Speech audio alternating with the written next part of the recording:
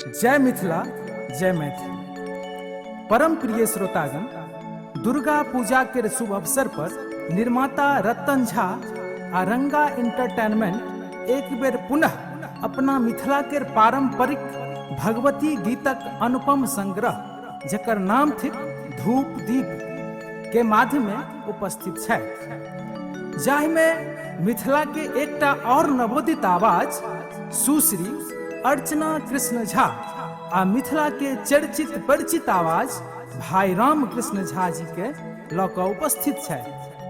एह एल्बम के गीतकार मिथिला के धरोहर आ सुप्रसिद्ध कवि आदरणीय श्री श्याम बिहारी राय सरस जी व संगीत से झमकौने श्री राजेश दत्त जी। तो आओ सुनल जाओ ई माँ भगवती का अनुपम भजन संग्रह धूप दीप।